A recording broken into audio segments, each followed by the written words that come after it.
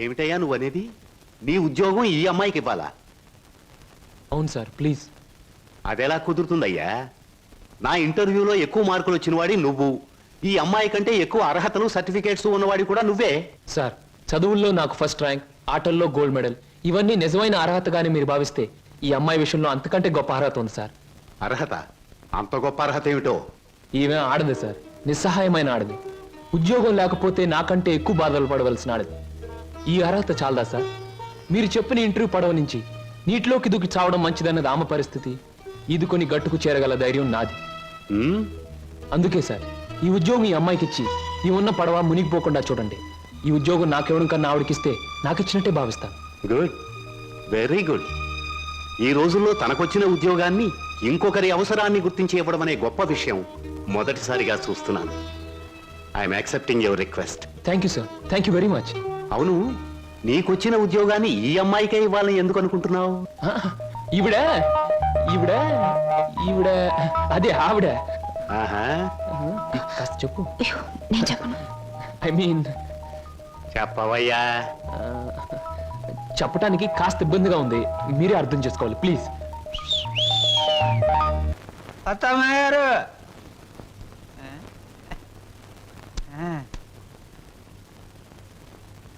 ఎవరయ్యా నువ్వు? నా పేరు నిశాచర, మా దేవర సమాచార.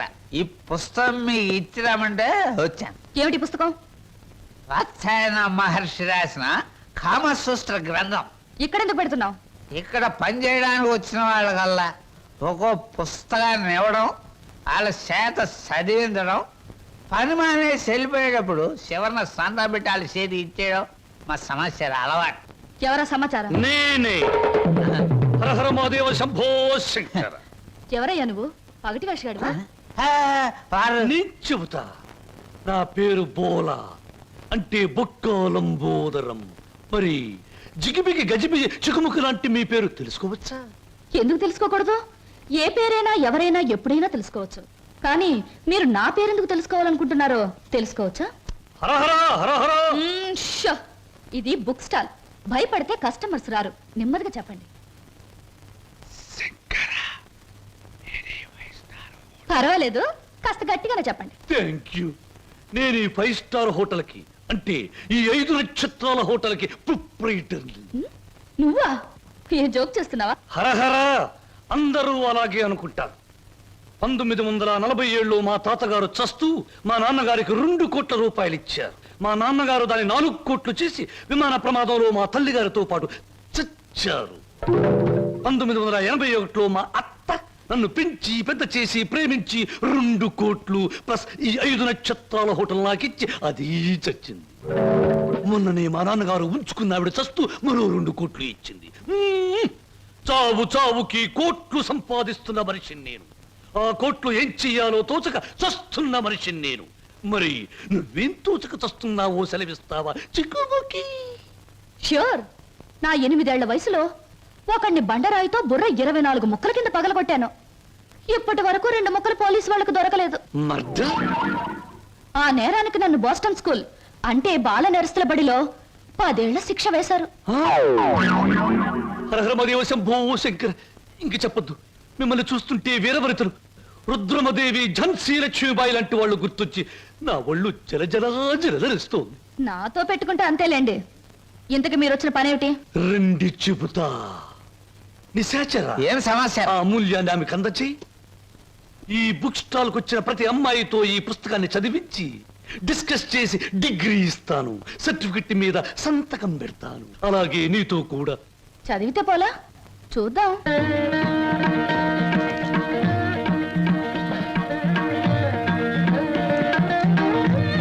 దాన్ని చూస్తుంటే మీకేవి అనిపించడంలే? అదోలా ఏదోలా ఏదేదో. ప్రతి దానికి అదోలా ఏదోలా వంకరలు తిరిగిపోతే నీకు నాకు ఏమీ తేడా ఉండదు. నా సంగతి నీకు ముందే చెప్పాను. మీ వాళ్ళు చచ్చాక ఆస్తి రాయడానికి నువ్వైనా ఉన్నావు. నువ్వు చచ్చాక నీ ఆస్తి రాయడానికి నీ వెనక ఎవరూ లేరు. గుర్తుంచుకో. ఇంగ్లీష్ లో చెప్తే బాగుండదు. మర్యాదగా బయటకు వెళ్ళాం. ఇంతకాలం ఈ సీటు కోసం ఎదురు చూస్తే బెడిసి కుట్టింది ఏమిట్రా నిశాచరా? సంతోషించచ్చు దేవరా, చెప్పులతో కొట్టలేదు. దీనికి ఉపశాంతి ఏమిటి? ఉంది దేవరా, ఉంది. ఓ అతి సుకుమార సుందరి మీకోసం ఎదురు చూస్తుంది ఎక్కడ? మన అతిథి గృహంలో. కొట్టు. ఆ, ఇక్కడ. ఆ, ఇక్కడ. ఆ. సుకుమారి. సుకుమా.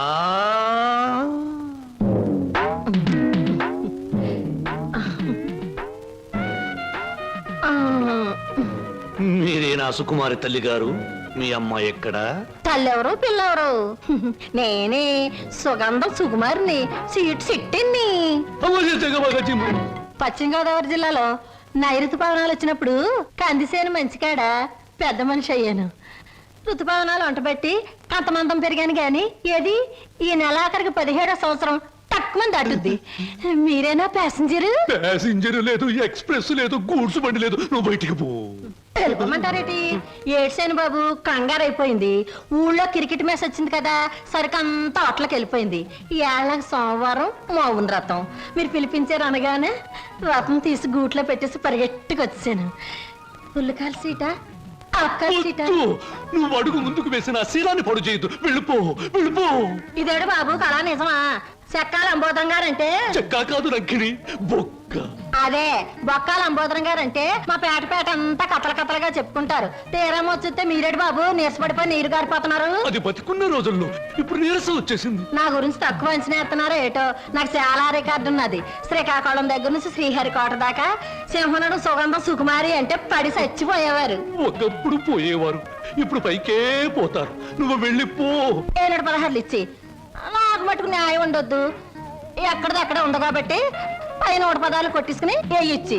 ఇదిగో.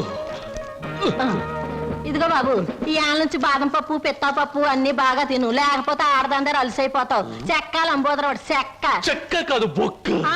116 బొక్క.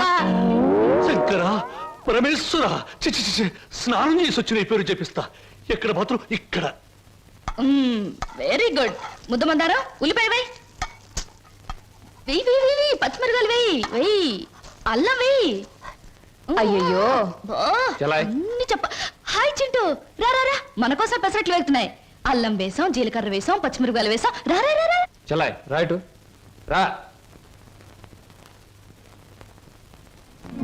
వరి తెగించిన మనుషుల్ని ఇంట్లో కూర్చోబెట్టుకుని మేపడం ఎప్పటి నుంచి నేర్చుకున్నావు?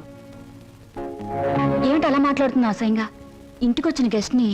గెస్ట్ గెస్ట్ అనే మాట సాంప్రదాయం సంస్కారం ఉన్న వాళ్ళకి వర్తిస్తుంది. ఇలాగే ఆ మాట ఈ మాట చెప్పి దగ్గర అవుతారు. ఆ తర్వాత నువ్వు కూడా వాళ్ళలాగే తయారవుతావు. ఇంకెప్పుడైనా ఆ అమ్మాయి మన ఇంటికి వచ్చిందో ఊరుకోను. ముందు బయటకు వెళ్ళమని చెప్పు. అన్నయ్య, నువ్వు చేసిందేం బాగోలేదు. ఏ? నిన్ను మందలించేంత పెద్దరికం నాకు లేకపోవచ్చు, కానీ నువ్వు చేసిందేం నాకు నచ్చలేదు. ఆవిడేం గతి లేక ఇక్కడికి రాలేదు. బయటికి అలా కనపడుతుంది గాని ఎంత మంచి మనిషో తెలుసా? చాలా సరదాయిన మనిషి. పాప ఆవిడ అక్కడికి ఇక్కడికి రాననే చెప్పింది. నేనే ఆకలితో పడుకుంటానంటే మనసొప్పగా రండి 2 పెసరట్లు తిందురుగానే చేయి పట్టుకు తీసుకొచ్చాను. తీసుకురాకుండా ఉన్నా బావును. ఈ అవమానం జరుగుండేది కాదు. అలాగా? నువ్వు చెప్పేవే సంస్కారం సాంప్రదాయం అని. ఆకలితో ఇంటికొచ్చిన వాళ్ళని అవమానించడమే నా సంస్కారం. I'm sorry. సారీ చెప్పాల్సింది నాకు కాదు.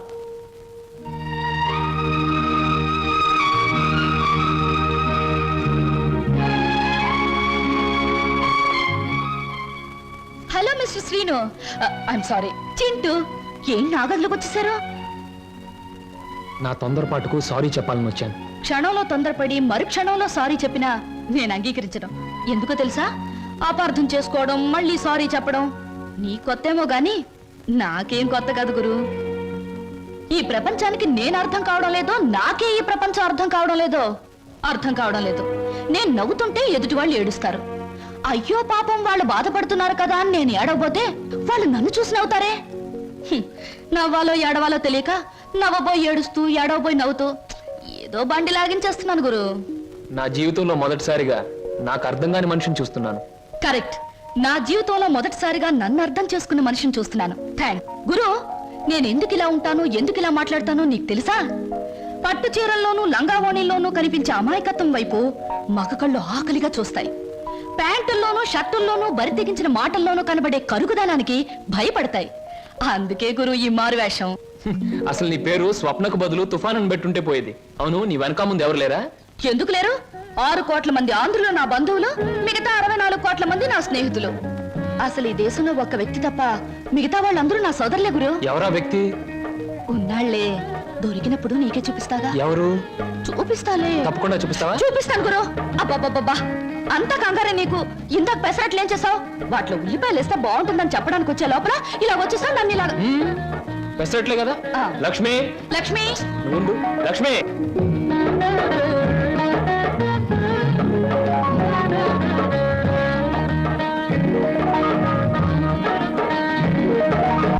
ఇప్పుడు నేను ఉద్యోగం చేస్తే నీకు వచ్చిన నష్టం ఏమిటి? ఏ వెధవలు నీకు ఎక్కిస్తున్నారో నాకు బాగా తెలుసు. నొరమై, నువ్వు ఉద్యోగం చేయడం వీలేదు అంతే. అలా చెప్పే అధికారం నీకు లేదు. లేదా? ఆహా, లేదు. నాకు అధికారం లేదే. నీకు తెలుసు కదా. మనిషివా, పశువా? వదలు. ఇప్పుడేమంటావు?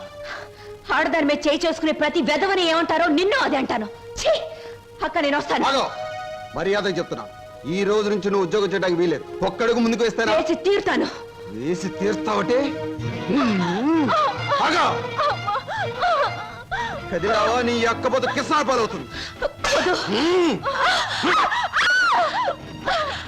అక్కనే చేయకు. నీకు దండం పెడతాను. అక్కనే చేయకు.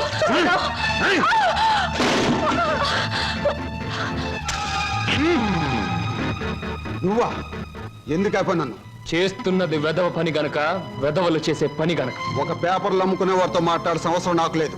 రేపటి పేపర్లో నువ్వు ఆడదాన్ని తగలబెట్టావన్న వార్త కంటే నిన్ను నేను వెరగొట్టి హాస్పిటల్లో పడేశానన్న వార్త చదివే వాళ్ళకి చాలా బాగుంటుంది. ఏయ్!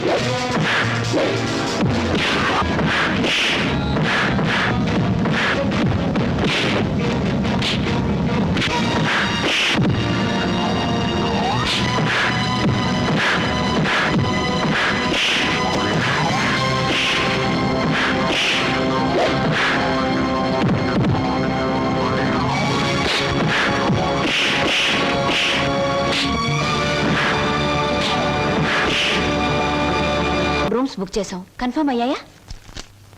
Okay madam, it's confirm. Thank you sir. అమ్మవాడే ఇక్కడ వేలాడుతున్నాడు. చెప్పండి ఏం సాయం కావాలో చేస్తామా. నువ్వు మేం సాల పెండ్లి కొడుకు నేనే. అక్కడ తోశారు, ఇక్కడ పెట్టుకున్నారు. అవును, మొన్న మీ బావవాడిని పోలీసులు జీపులో ఇచ్చికెళ్తా ఉండారే, ఏమి తప్పు చేసి ఉండాడు? హరహరా! అసలే ఆవిడ బావగారు జైలుకి వెళ్ళినందుకు బాధపడుతుంటే నువ్వు పిచ్చి పిచ్చిగా గుచ్చి గుచ్చి అడుగుతావేంట్రా పిచ్చి వెదవ. శంభో! పోతండి. ఆగండి. ఏమండి, ఇంతకీ మా బాధ ఏమిటో తెలుసా? మీ బావగారిని, అదే నా స్నేహితుడు 8 వెంకట్రావుని ఆ డాన్స్ అబ్బాయి కొట్టి జైల్లో పెట్టినందుకు మేము బాధపడిపోతున్నాం. 2 రోజుల నుంచి నిద్రపోయిన 6 జాత మారేజ్ బ్యాగ్ పెట్టుకున్నారు మా బాస్. అయితే ఏమిటి ఇప్పుడు? నేను అడిగింది నువ్వు ఒప్పుకుంటే మనిద్దరం ఒక్కటే. అదే మీ బావగారిని జైల్లోంచి విడిపిస్తాను. ఆ తర్వాత ఈ హోటల్లో నీకు ఉద్యోగాన్ని ఇస్తాను. చిచి, ఈ హోటల్నే నీకు దానం చేస్తాను. అయితే నేను చెప్పినట్టు మీరు తప్పకుండా చేస్తారా? ఈ నిశాచరుడి మీద సాక్షిగా. చిన్నప్పటి నుంచి నా మీద ఒట్టేసిన వాళ్ళు అందరూ పోయారు. ఇప్పుడు చెప్పండి. మా బావని ఇంకో 10 సంవత్సరాల పాటు జైల్లోనే ఉంచండి. మా అక్క సుఖంగా ఉంటుంది. మీ రుణం తీర్చుకోలేం.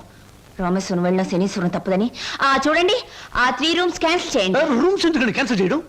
మా కస్టమర్స్ చాలా మర్యాదస్తులు, మంచి హోటల్లో ఉంటారు, అందుకని. నిశాచరా ఏం సమాచారా?